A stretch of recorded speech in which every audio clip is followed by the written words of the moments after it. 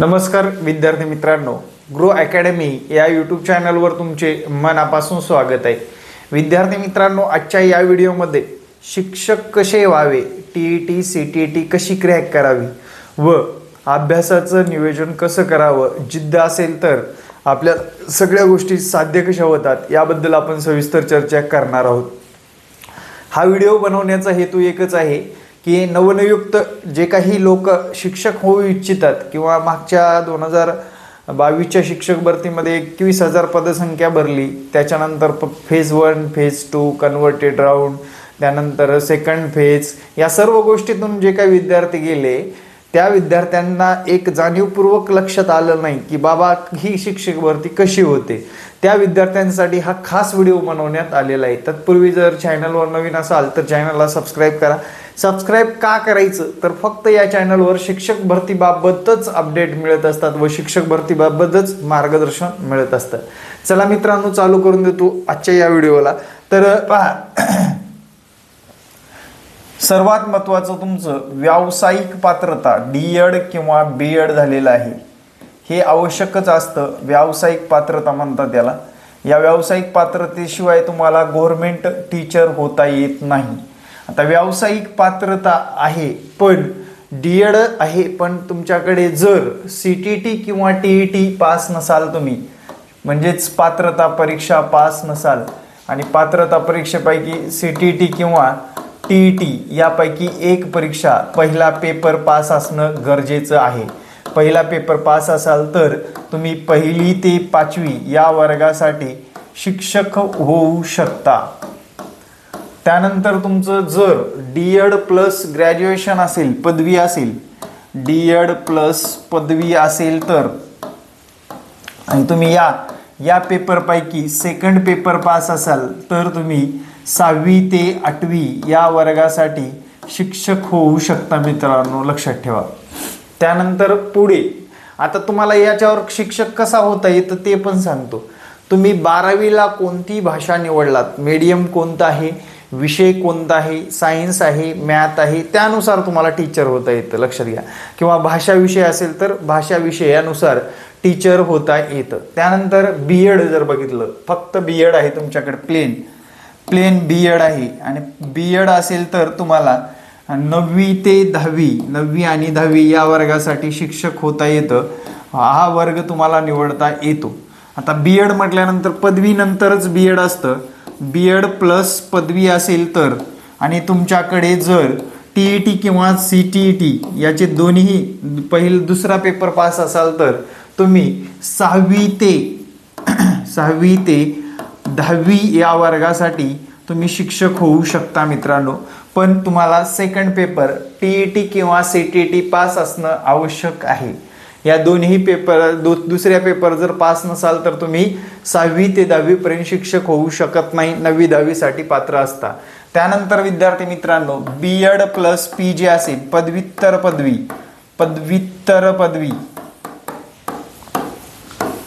पदवी असेल, प्लस तुम्ही जर सेकंड पेपर पास असाल, म्हणजे सीटीईटी किंवा टीईटीचा सेकंड पेपर पास असाल तर 6वी ते 12वी या वर्गासाठी पात्र असाल तुम्ही, या वर्गासाठी पात्र असाल। आता विद्यार्थी मित्रांनो, तुम्हाला लक्षात आलंच असेल की आता सर जागा कशा येतात याबद्दल सुद्धा मी सविस्तर चर्चा करेन इथे। डी.एड म्हणजे झडपीच्या शाळा जास्त आहेत, वॅकन्सी जास्त या 1ली ते 5वी या वर्गासाठी असतात आणि या वॅकन्सी तुम्हाला एकदम म्हणजे व्यवस्थितरित्या जे विद्यार्थी, ते जास्त विद्यार्थी पण जास्त आहेत आणि वॅकन्सी सुद्धा जास्त आहेत मित्रांनो, लक्षात घ्या। वॅकन्सी सुद्धा जास्त आहेत, मग तिथे मेरिट सुद्धा त्या लेवलनीच लागतं। एक फॉर एक्झाम्पल सांगेल मी तुम्हाला, 120 मार्क सेफ स्कोर राहतो इथे, 120 मार्क या दोन्ही ठिकाणी 120 मार्क सेफ स्कोर राहतो। आता या 9वी 10वी साठी सेफ स्कोर म्हटलं तर 135 या ठिकाणी असतो। येथे जर बघितलं 125 या ठिकाणी असतो आणि येथे जर बघितलं सेफ स्कोर 140 ठिकाणी असतो। म्हणजे TIITचा स्कोर सांगतोय मी, सेफ स्कोर काय असेल तर तुमचा सेफ स्कोर अशा पद्धतीने इथे असतो। आता पात्रता परीक्षेचं सांगायची गरज नाही। पात्र होणं म्हणजे काय, 83 मार्क मिळवणं। जो विद्यार्थी कास्टमध्ये आहे त्याला 83 मार्क मिळवायचे आणि जो विद्यार्थी ओपनमध्ये आहे त्याला 90 मार्क मिळवायचे आहेत, ते म्हणजे पात्रता परीक्षा पास झालेले असणार आहेत. आता पुढली प्रक्रिया काय असते ते पाहू. आता मित्रांनो, ह्या झाल्या परीक्षा. म्हणजे तुम्ही D.Ed केलात किंवा B.Ed केलात म्हणजे शिक्षक झाले नाही, तर TET किंवा CTET सारख्या TIITच्या परीक्षा दिल्याशिवाय शिक्षक होता येत नाही. आता ह्या व्हिडिओच्या मागे अजून एक गुड सांगतो. अरे MSc B.Ed झालेली व्यक्ती जर मेसेज करून कळते सर हे शिक्षक कसं होता येतं, मग तुम्ही शिक्षणच कशाला घेतलं, मॅटरच माहीत नाही तर एज्युकेशन घेऊन उपयोग काय आहे. पण त्यांचा एकच प्रॉब्लेम आहे, त्या गृहिणी आहेत. बघा लक्षात घ्या, काय आहेत, गृहिणी आहेत. म्हणजे त्यांना घराच्या बाहेरच पाठवलेलं नाही, हे जगच माहीत नाही. त्या विद्यार्थ्यांसाठी एक खास म्हणजे आपण मार्गदर्शन करत असतो. विद्यार्थी मित्रांनो, आपले क्लास चालू आहेत. ज्या विद्यार्थ्यांना हवं आहे त्या विद्यार्थ्यांनी मला या संपर्क क्रमांकावर संपर्क साधायचा आहे. प्रत्येक अपडेट तुमचा जो काय अभ्यासातला गॅप असेल व्यवस्थितरित्या समजून सांगितला जाईल आणि तुम्हाला या शिक्षक भरतीमध्ये जे ऍक्टिव्ह विद्यार्थी आहेत त्या ऍक्टिव्ह विद्यार्थ्यापर्यंत तुम्हाला नेलं जाईल आणि त्यानुसार तुम्हाला तुमच्या हातामध्ये तुमची ड्रीम पोस्ट सुद्धा देण्याची हमी दिली जाणार आहे. TET, CTET या सर्व परीक्षेचं मार्गदर्शन या नंबरवर मिळत असतं मित्रांनो. आता सध्या जर बघितलं TET आणि TIIT या परीक्षेचं आपण मार्गदर्शन करतोय, तर मला या संपर्क क्रमांकावर व्हॉट्सअप करायचंय आणि तुमचं एज्युकेशन काय आहे सगळ्या गोष्टी डिस्कस करू शकता. आणि विद्यार्थी मित्रांनो, आपले लाईव्ह रेकॉर्ड आणि नोट्स सर्व विषयाचा तुम्हाला इथे उपलब्ध होणार आहेत. त्यासाठी मला या संपर्क क्रमांकावर व्हॉट्सअप करून डिटेल माहिती मिळवू शकता. त्याच्यानंतरची प्रक्रिया, आता TIIT एक्झाम दिली आपण, CTET, TET आता मी जे सांगितलेले मार्कच्या रेंजमध्ये, त्यानंतरची प्रक्रिया काय असते. तर मित्रांनो, आपलं जे काही ऑफिशियल पेज असतं जे की पवित्र पोर्टल, या पवित्र पोर्टलवर तुम्हाला नोंदणी करण्यासाठी एक स्वप्रमाणपत्र, पवित्र पोर्टलवर नोंदणी करण्यासाठी तुम्हाला एक स्वप्रमाणपत्र भरून घेतलं जातं तुमच्याकडून, स्वप्रमाणपत्र.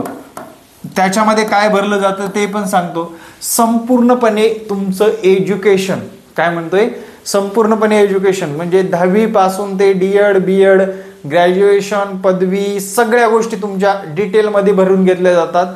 त्याच्या डॉक्युमेंटची स्कॅन कॉपी सुद्धा तुम्हाला इथे अपलोड करावी लागते. आधार कार्ड, पॅन कार्ड, सर्व गोष्टी, टोटली गोष्टी तुमच्या, मॅरिड आहात का, अनमॅरिड आहात का, या स्वप्रमाणपत्रामध्ये भरून घेतलं जातं. कशावर, पवित्र पोर्टलवर. त्याच्यानंतर विद्यार्थी मित्रांनो, तुम्हाला पुढे तुमच्या जागा डिक्लेअर होतात की जागा किती भरल्या जातात, या शिक्षक भरतीच्या जागा किती भरल्या जातात.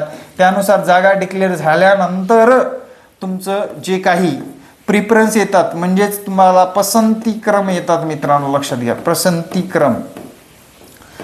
पसंतीक्रम येतात, जे की तुमच्या मार्कावर डिपेंड करतात. तुमच्या ज्या काही भाषा तुम्ही जशा एज्युकेशन घेतले त्यानुसार पसंतीक्रम येतात.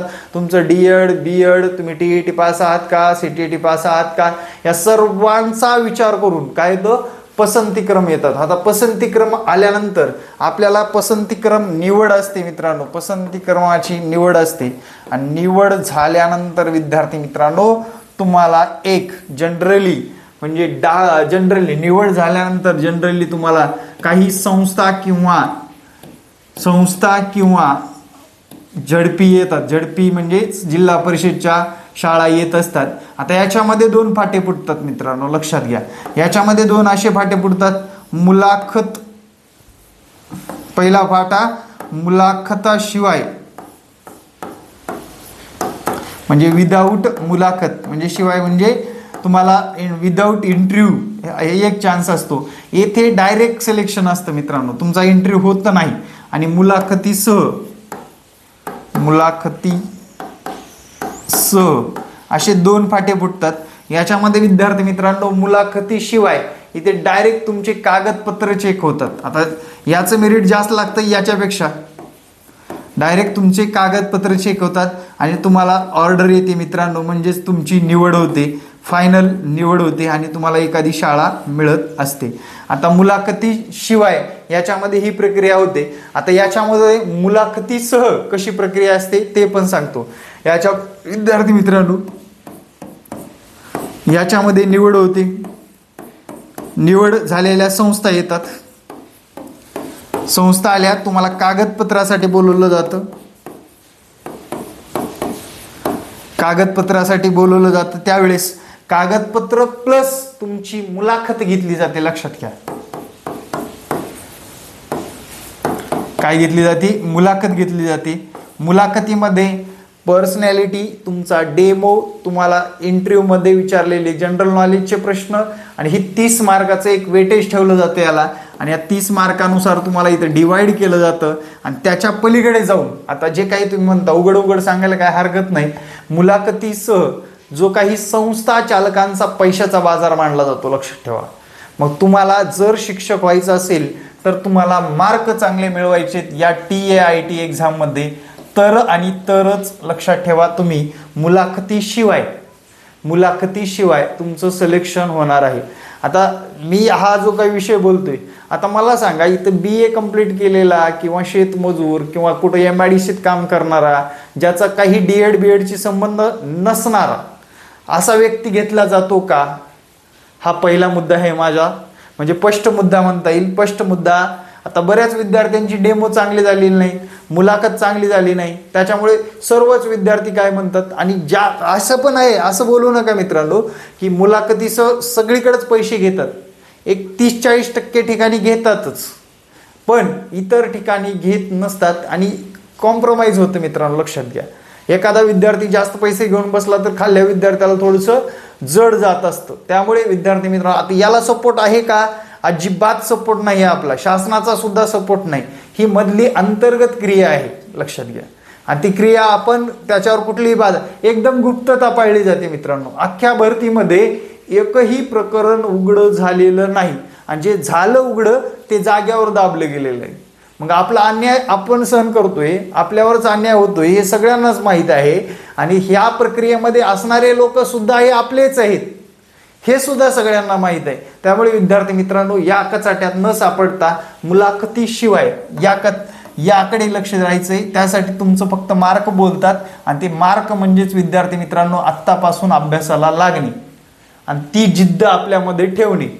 ठीक आहे. मला लहान मूल आहे, मी जॉब करते किंवा जॉब करतो, कॉर्पोरेट सेक्टरमध्ये मला खूप ताण आहे, त्याच्यानंतर मला शाळेमध्ये भरपूर काही प्रेशर दिलं जातं. या सर्व गोष्टीचा विचार करता मित्रांनो लक्षात घ्या, तुम्ही आत्ता सध्या जास्तीत जास्त पर डे 400 किंवा 800 या दरम्यानच कमवत आहे.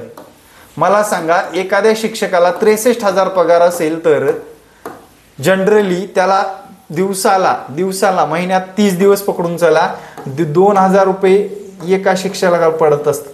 मग मला सांगा ना, त्यासाठी आपल्याला अभ्यास तर करावाच लागेल ना, त्यासाठी योग्य मार्गदर्शन मिळवावंच लागेल ना. या सर्व गोष्टीचा विचार करता विद्यार्थी मित्रांनो, तुम्हाला तुमच्या अभ्यासात सातत्य असेल तरच या इथून पुढे या परीक्षा चांगल्या मार्कांनी क्रॅक होणार आहेत. लक्षात ठेवा. आणि मागचा काळ सोडून द्या, तुम्ही कोणत्या काळामध्ये D.Ed BEd केलात हे मॅटर करत नाही. तो काळ वेगळा होता, शिक्षक होण्याची प्रक्रिया वेगळी होती. 2009ला BEd झाले, D.Ed झाले, 2010ला झाले, 15ला झाले, 12ला झाले, 13ला झाले, 21ला झाले, 22ला झाले. आता ही प्रक्रिया चेंज झालेली आहे. या प्रक्रियेमध्ये समावेश करून घ्यायचा असेल तर तुम्हाला या परीक्षा क्रॅक कराव्याच लागतील, तरच आपल्या नावाच्या पुढे TR हा शब्द लागणार आहे. लक्षात ठेवा. अदरवाईज तुम्ही रडत राहिलात, तुमचा कॉम्पिटिटर, तुमचा स्पर्धक तुमची जागा घेणार आहे. लक्षात ठेवा. म्हणजे या स्पष्ट बोलण्याचं एकच कारण आहे, जे की तुम्हाला आगामी काळामध्ये अभ्यासाशिवाय पर्याय नाही. मग डिप्रेशनमध्ये जाणे, रडत राहणे किंवा मला भेटलं नाही म्हणजे हात चुरगळत राहणे, याला दुसरा कुठलाच पर्याय नाही अभ्यासाशिवाय. आणि विद्यार्थी मित्रांनो, प्रॉपर गायडन्स घ्या. प्रॉपर गायडन्स शिवाय तुम्हाला हे साध्य होणार नाही. आपण गायडन्स करायला तयार आहे. तुम्ही मला या संपर्क क्रमांकावर संपर्क साधायला विसरू नका. नवनियुक्त असतील किंवा मागच्या परीक्षेमध्ये अडकळलेले लोक असतील, हा व्हिडिओ बघून तुम्हाला कसा वाटला नक्कीच कमेंटमध्ये सांगायला विसरू नका. येणारे प्रत्येक व्हिडिओ पाहण्यासाठी आपल्या लाडक्या ग्रो अकॅडमी यूट्यूब चॅनलला सबस्क्राईब करा. Thank you very much. जय हिंद मित्रांनो. भेटू नेक्स्ट व्हिडिओमध्ये. जय हिंद, जय महाराष्ट्र. धन्यवाद.